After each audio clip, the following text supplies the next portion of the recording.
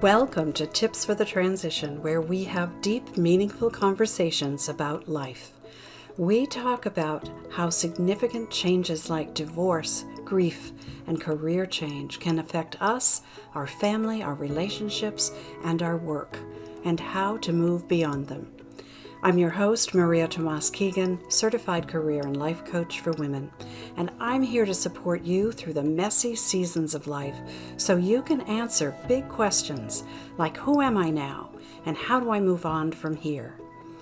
If you're ready to consider new options, be inspired, and meet incredible women who are on this life journey with us, you're in the right place.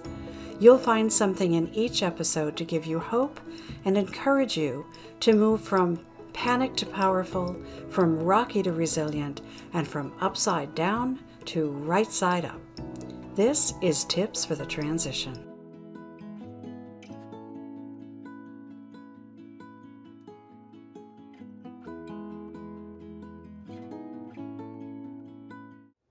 Hello, and thank you for joining us. This is Tips for the Transition, and I'm Maria Tomás-Keegan, your host. We go live here on LinkedIn, Facebook, and YouTube every Wednesday at 10 a.m. Mountain Standard Time. We're really glad to have you with us.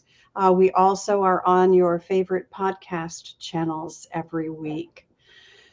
So I have a vision to create resources for women who are navigating career and life challenges so that they can perhaps go through them with more ease and grace, and to know that they're not alone. So each week I have conversations with inspiring women like my guest today, and they're intended to help women all over the world to feel more confident, resilient, and brave, and to get through their lives and their careers easier.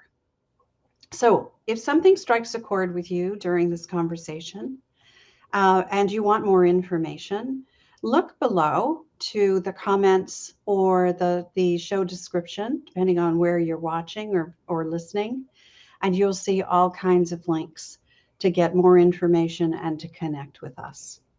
So last week, we heard about burnout from an expert. And today, we're going to hear a very personal and vulnerable story about burnout and its effects. Sandhya Jha is a consultant who particularly loves helping organizations get diversity, equity, and inclusion teams off the ground. Sandhya is the founder and former executive director of the Oakland Peace Center, a collective of 40 organizations working to create equity, access, and dignity as the means of creating peace in Oakland and the Bay Area. She's an ordained pastor with a master's in public policy. Sandhya is comfortable in the pulpit, on the picket line, or hanging out with friends and friends to be over a cup of tea and a good story. And she is currently working on her 5th book for Chalice Press. So we call this episode The Lie of Alone and the Promise of Together. It's a burnout story. So let me bring Sandhya on with us. Hello, Sandhya. Welcome. Hi, Maria. Thank you so much.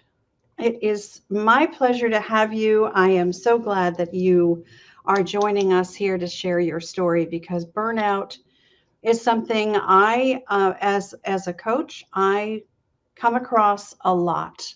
A lot of women are on the verge when I get to see them. So I want to talk with you about how it crept up on you and how you got through it and what you can share with us to help women. Okay. Absolutely.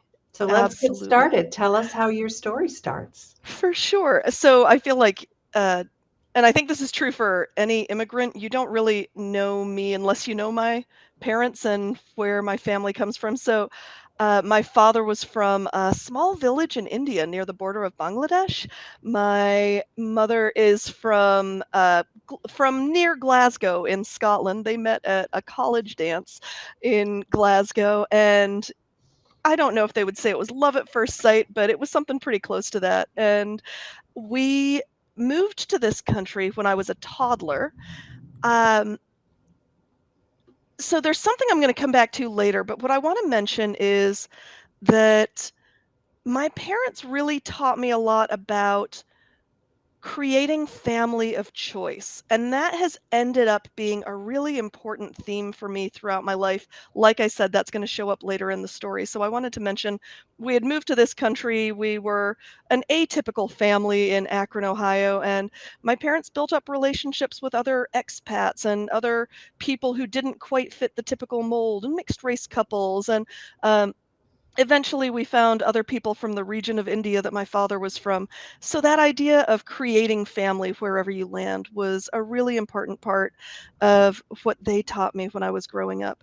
So I grew up in Akron and a little bit outside of Chicago, went to college in Baltimore, and was very, very fortunate that being so near Washington, D.C., I got the chance to intern for my congressman from Akron in Washington, and that eventually turned into my first job. So, why at least my first job out of college. So, I got the chance to work in Congress for someone whose ethics and integrity I admired very, very much. We used to joke that when the TV show West Wing came on, it was like if our boss, Tom, had become president.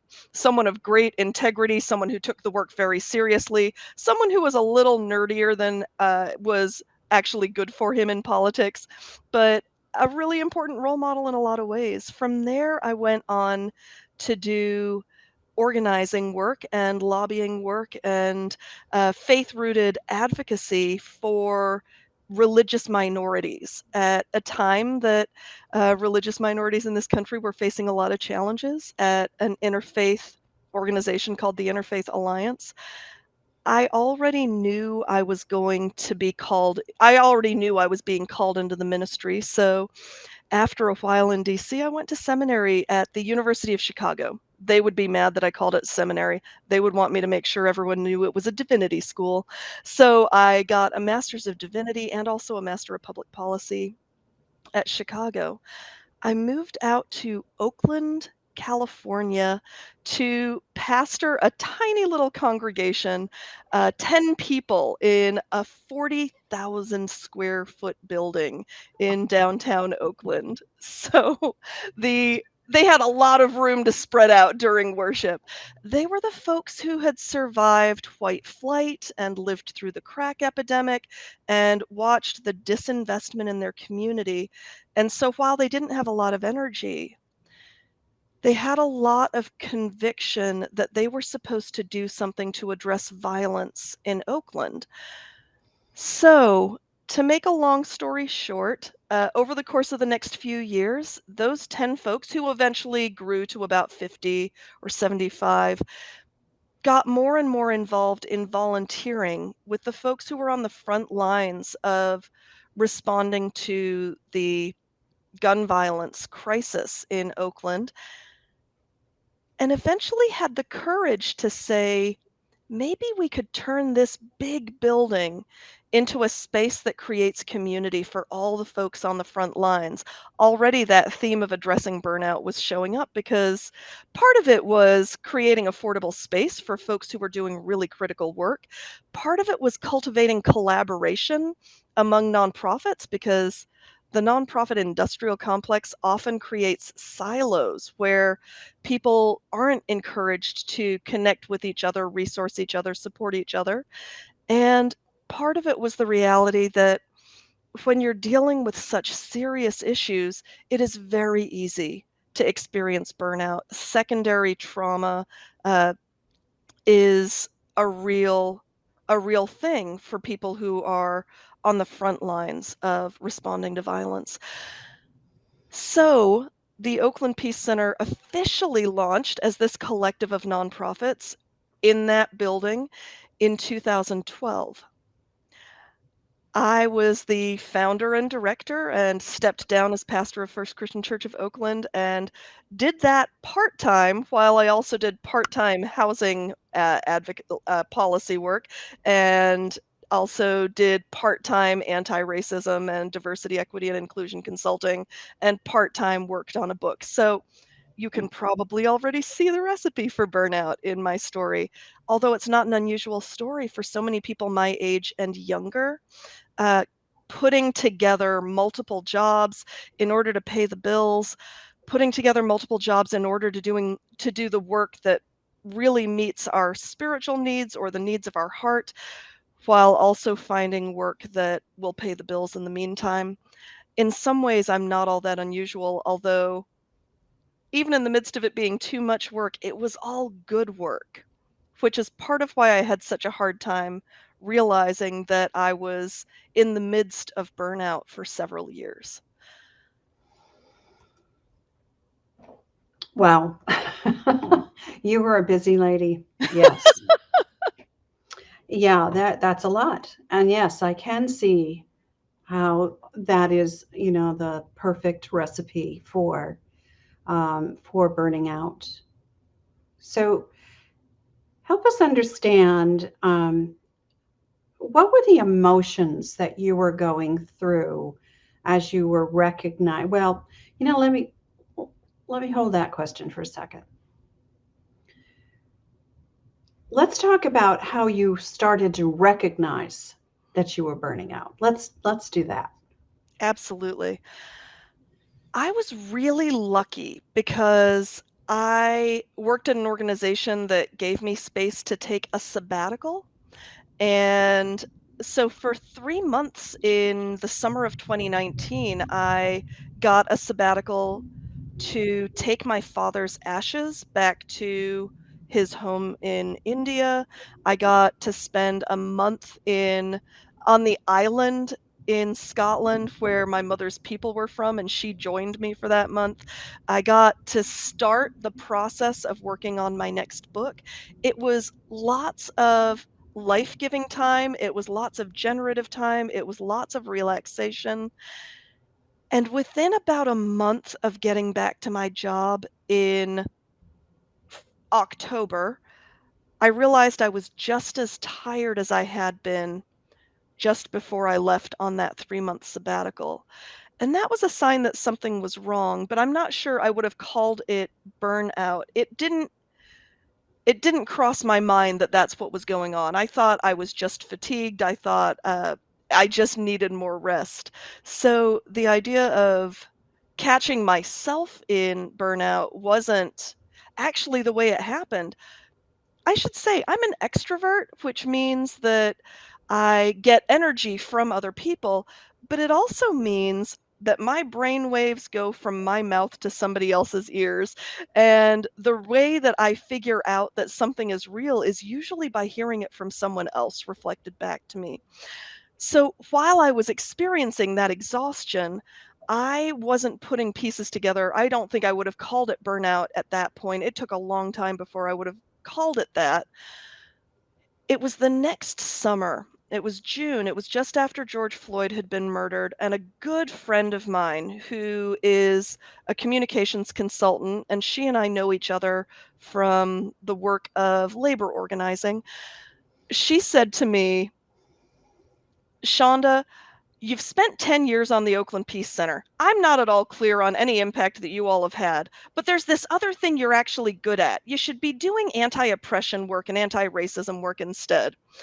And at the time, I laughed it off because she's, she's a labor organizer from New York. She tells things more bluntly than necessary. And I kind of laughed and said, "Yeah, I'll take that under advisement." But it was her saying that. And just as a caveat, she's absolutely wrong. The Oakland Peace Center has done amazing things. I'm really proud of their work. They're continuing to do amazing things without me. But after she said that, I found myself over the next couple of weeks thinking, you know, for about 7 years, I've been doing work as the executive director of the Oakland Peace Center that I really hate in order to support an organization I love.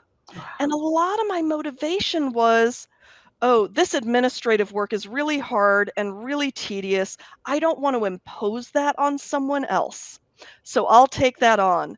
the program work and the connecting with the partner organizations, that's really fun. I love that work. So I should give that to someone else. Because I had this sense, and I think some of this might have to do with gender. I had this sense that I didn't have the right to burden people with work that I thought was tedious. And who did I think I was to pass off work that I didn't enjoy to someone else?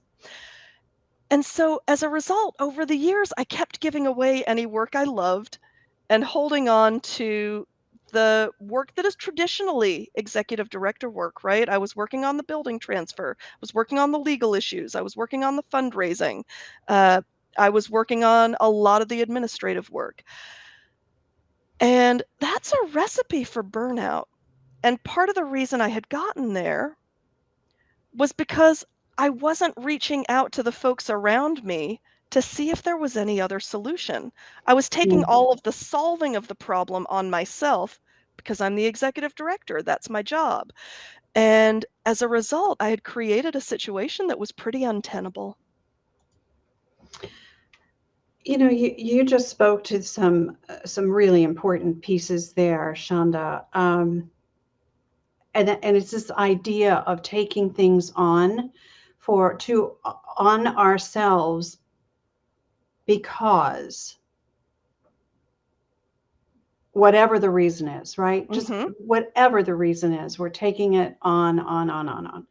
What we don't stop to think about is the stuff that we don't enjoy doing is probably someone else's zone of genius. Exactly. And if we could only recognize that that could be the possibility, Yep.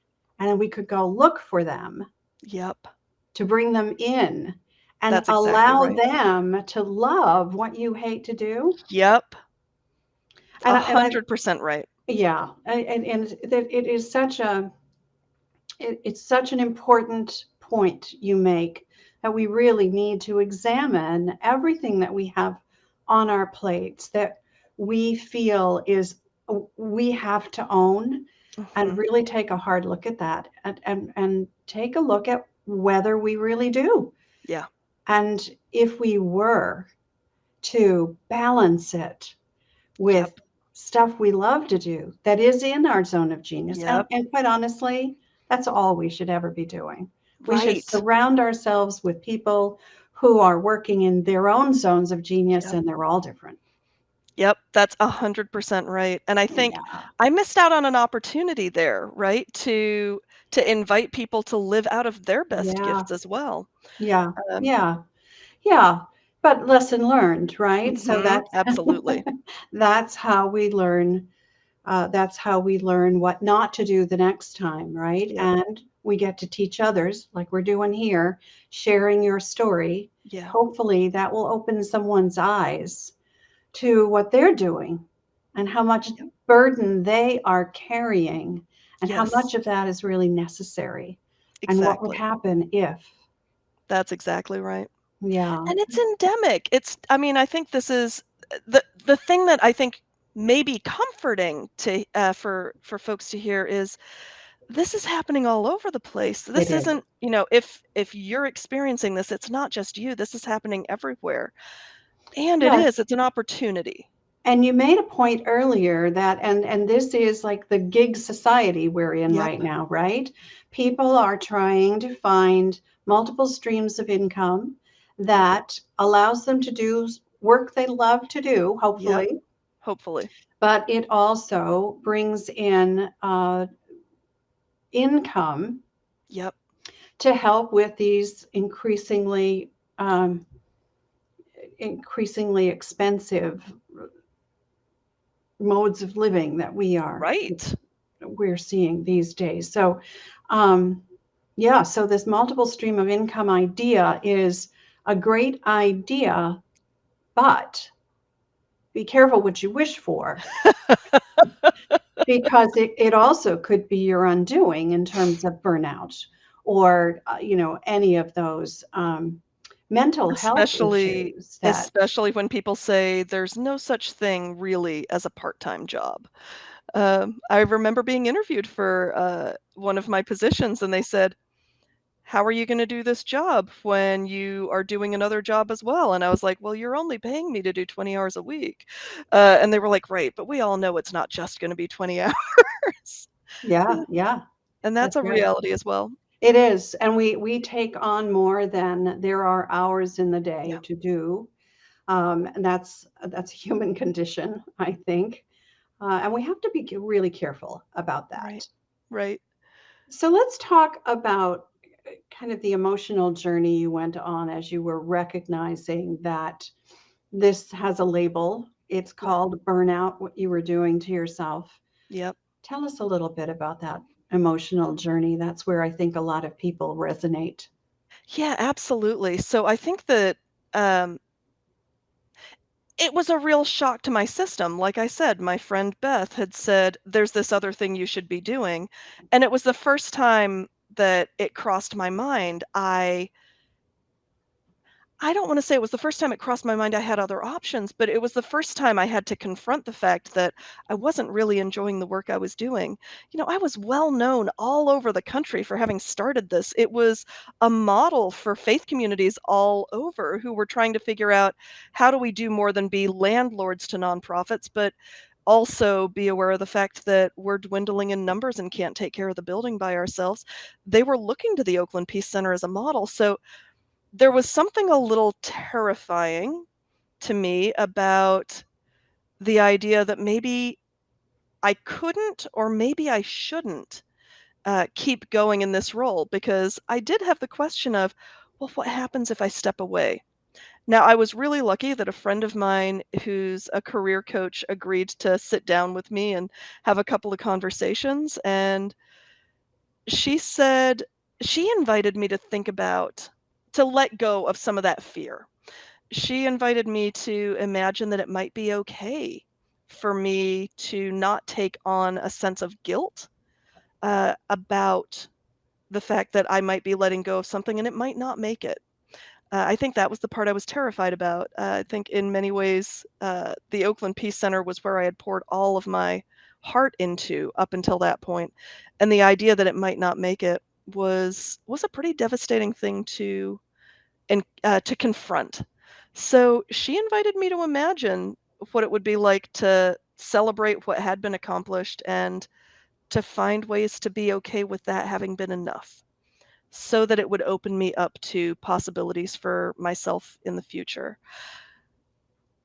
I was also really lucky that the chair of the board at my nonprofit said, hey, let's have some conversation together. Let's have the whole staff have some conversation together about different ways of being an organization. He recommended that the staff read together a book called Reinventing Organizations by Frederick Laloux, Laloux, which is about how corporations have been figuring out how to build out structures that empower the staff and don't and free up executives from being micromanaging managers and give them space to be more visionary, more supportive, more encouraging, and how those corporations actually thrive. So he, in many ways, gave us permission together to imagine a different future. So I found that I was surrounded by people who were creating space for me to engage in imagination about the future instead of just a sense of being locked into what is. And that for me was the real gift of that time. And we ended up as a staff moving towards a horizontal staffing and a horizontal governance model that meant that they don't actually have an executive director now. And in some ways, the model they're using allows them to be more grounded in their gifts than the traditional model we had been using before. Wow, that's I want to focus on something you said, and I imagine this is really hard to do in the state of burnout, which is in an Mhm. exhaustive state, right? But the idea of exploring new possibilities, that there are, there could be, imagine that there could be another Yeah. solution, right? And I am rather sure that you must have felt this tremendous weight Yeah. of being the creator of this, Yeah. and then how devastating it would be if it failed when you Yep. stepped away. Yep. But I love the process you went through, and talking with people, engaging people who can help you think it through is just a brilliant approach. Yeah. And I think when we do that, no matter what the situation is, when we are just too exhausted to think clearly ourselves, Yep. when we don't see other options, then we we get stuck. That's how we Yeah. get stuck. But Yep. when we open ourselves up to the possibility that there might be someone, who can I surround myself with, Yep. That's that may exactly help right. me think it through. And I love that you had that opportunity. Well, and confessionally, there was one other thing that my friend Amaya, the career coach, helped me sit with, which was, if I do need to leave, how do I leave that doesn't feel like I was driven out? Ah, And I don't necessarily mean by people. I don't mean by right. anybody. Yeah, but by, yeah, this sense that, oh, if I leave, I've failed. If I leave, it's because I wasn't enough. And I actually asked her to help me figure out how to deal with that particular issue. And I think especially because I can't remember if we talked about this before, but I kind of feel like there are two groups of people in the world right now. There are people dealing with mental health challenges, and there are people who aren't admitting that they're having mental health challenges. I think that the 2 years we've all been through have Mm, been so we have survived we are in the midst of yeah, a collective trauma. yeah, And we have not been our best selves with each other. We've had to deal with all sorts of things. And so I think even if I had just left because it was too much, I needed someone to help me recognize that that's not a failure either. right. That that's me honoring myself and honoring what I want to contribute to the world in the future. Exactly. So it's you moving on and allowing the center Mhm. to move on as well in a new Mhm. way. And Yep. look what happened. So Yes. now there is no executive director. Right. There is this horizontal leadership model that's Yep. working beautifully. They just And signed the paperwork so that they are fully in charge of the building now. There's gonna be a $5 million renovation that they're just in the beginning phases wow, of. It's really exciting. yeah, look at that. Yep. Look at that. So the possibilities, we just have to be open. We have to be open, and Yep. we have to ask for help when Yes. we are sitting in that stuckness Yep. and not realizing that there is another way. There are probably multiple other ways, Yep. and we just can't see them. Yep. And burnout is one of those uh, syndromes, conditions, whatever we call it. Yep. It's apparently not a medical condition, but it is a Mhm. workplace Yes. induced Yes. condition that we struggle with. Um, And it is a symptom of a culture that demands things of us that are not always reasonable. yeah, It is a and so that's why I think it's really important to say it's not a failure. yeah, It's a response to the world around us. yeah, yeah. And there are so many burnout stories out there. I'm so grateful that you shared yours with us. I know you brought some tips with us. We always end the show with tips from my guest. And it's what our loyal viewers tell me is their favorite part. So, That's what have you wonderful. brought for us? What kind of tips do you have for us, Shonda? So I think I tried to drop hints about them along the way, and the most simple of them is bring a listening ear to those around you. Sometimes other people can see us in ways that we can't see ourselves. And definitely when I was at the height of burnout, I was least receptive to that kind of wisdom. So, Yeah. I think I shared Beth made some comments that I was like, "Well, that was just rude." It took me a couple of weeks before I thought, "Oh, Beth is actually honoring the best of what she sees in me." She's Yeah. saying there are gifts you have that you can't use right now. And I don't know where I would be without her having said that. But it took me Hmm. being willing to listen to her at a time that it was hard to receive criticism because that's also a part of burnout. Yeah. Yeah.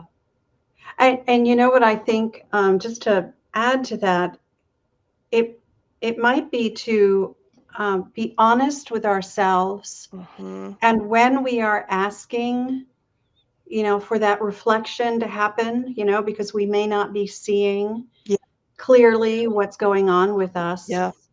to also ask for it in a gentle way. Right? Yes. Harsh criticism will just, go probably bounce right off and never Right. be absorbed or heard.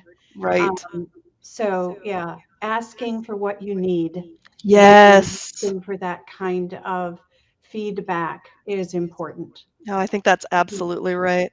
And I Yeah, think connected to that, yeah, and that was actually my second tip was asking for help, right? yeah, I really think that I was fortunate that there were people around me who had some tools they could help with. When I met with my board chair and said, "Here's where I'm at," he said, there are ways you could continue to be the executive director, and we would just redesign the job so you could do what you love." And when I said to him, "It's too late," yeah. he said, Oh, "All right, let's figure something else out." yeah, So it really it did take me being able to say honestly, and to be honest with myself as well as with him, yeah, where I was. So asking for help is a really important tip. That was yeah. absolutely my second tip. And look, and one of the things you said earlier that I think is so compelling is that you recognized that you were doing work you hated in a place you loved. Yep. And how often is that the case for Yeah. us when we are working for an organization for a long time? The job has changed, the Right. leadership has changed, Yep. the atmosphere has Yeah. become toxic, but we love the people we work with, Yes. right? Yes. They're family to us Yep. now. So how can we leave? Yep. Yeah, but recognizing that there's another way, and your board chair said, okay, well, if it's too late, let's go figure it out another way. Right. There are always other ways. Right. That's absolutely right. Yeah. And my third tip is a very simple one, and it's not a career-based one, it's a life one, which is, Mm, like I said, my parents taught me, early what it means to create a family of choice. And it's interesting because a lot of people in the LGBTQ community talk a lot about chosen family, and how sometimes you have to create a family from scratch, but I actually learned that, from my parents, long before then. And there's something about having people who can hold you in hard times, who can my friend Rihanna would Venmo me money so that I could go out and get tacos. She was like, "I wanna take care of you by feeding you right now because I know it's a hard time." Having people like that in our lives who can yeah. show up, who can hold us through those challenges, I think it really is a recipe for a sustainable life, and those also end up being the folks who can say, "Hey, I'm worried you're on a path towards burnout," so that we don't get to that point Yeah. before we don't get to the point of it being so hard that we need to engage in radical change. They might help us catch it before it gets there. Yeah. Another great point that you make is recognizing who who is around us, who is in our inner circle, Yep, whether we ask them to be there or not, right? It could be yep, family, blood family. It could be, friends. It could be coworkers, Mhm. whatever. Um, Choosing Yep. who they are Yep. and moving and this is not an easy thing for a lot of people to do. It's one of the things that I coach people through as well, is just Mhm. recognizing who is in your inner circle. And Yep. this is, you get to choose who's there. You get Yes. to choose who you keep closest Yeah. and who And you they might move out. and they might have different purposes. I think we spend a lot of energy being Absolutely. sad that one person can't be all of these things, when in fact, I have friends who are really good at accountability. I have other friends who are really good at, being on my team, and being very loyal no matter what. And then I have friends who, are great creative strategizing partners. Mhm. Paying attention to what it is, that people in our lives bring to us, and Right. being able to be honest with them about, "Hey, I could use this right now." And not expecting the person who's gonna be, team Shonda all the time no matter what, to be the person who helps me figure out how to resolve a conflict with a coworker, because she's gonna say, "Well, they're dumb." She's not the person I go to for that. Not I helpful. Yeah, exactly. It's delightful, but it's not always helpful. Right. So being aware of what people's gifts are and leaning into, utilizing those gifts, I think, Yeah. is part of that family of choice strategy as Yeah. well. Yeah. You talk about your chairman of the board of directors. I Yeah. actually think about this work that we do with what that I do with my clients as creating your own personal board of directors. Because Yes. on a board, if we think about it, there are people who are specialists in multiple Yep. different areas, Yep. right? And we invited them to be on our board because they brought to us things that we don't have, that we're Yep. not as good at. Yep. And that helps round us out, and it always gives us someone to tap Yes. when we have a question, a problem, or just want to go have fun, right? Exactly. I have somebody on my personal board of directors I call every time I want to laugh. Yeah, yeah, yeah. Absolutely And critical. those people change. So that Yes. person on my board used to be my brother Larry until he passed. I had to Right. find somebody else. Yep. So this is how, it's a dynamic, ever-changing situation. Yep. Oh, Shonda, this has been such a great I've conversation. Thank you really so enjoyed it, much. Maria. I'm so grateful. I I think I had mentioned I'm already a fan of the show. It's really lovely to get to be on it. Oh, thank you so much. I'm so glad that you are. And I really appreciate that you have shared so openly your journey, what has been going Absolutely. on for you, and where you are today. So I thank you. Absolutely. I should Uh, mention I love what I'm doing. Beth was right. oh, that's I and needed that's to great. shift over to this. Yeah, That's so great. it's been Yes. it's been amazing. So I want people to know how they can get in touch with you if they choose to. Yeah. So please tell us what that is, and I'm going to put a little graphic up the bottom of the screen. Absolutely. So the easiest way to find me is on LinkedIn, and my handle there is Without Fear Consulting. Perfect. Perfect. Thank you again. I'm delighted to have met you. I am Likewise. so happy that you are have done what you did and can share that story with others, and that you are where you are now, helping Thanks. people to move beyond fear. I love that. Thanks Yeah, so, so much. thank you. All right. So for everyone watching, I want to thank you so much for being a part of our community. I appreciate that. And as I said at the top of the show, if you are looking to connect with me or Shonda, below the video are the all of the connection points that you can make.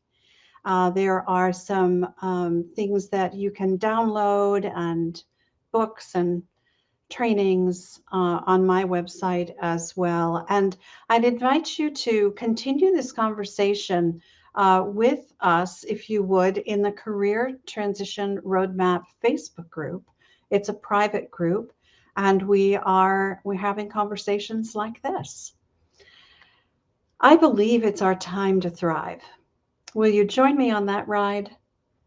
I'll be here not next Wednesday because it is the holiday week, but right after January 1st, it'll be, I guess, January 6th. I will see you then right here. I'm Maria Tomás-Keegan. Till next time, turning transition into triumph.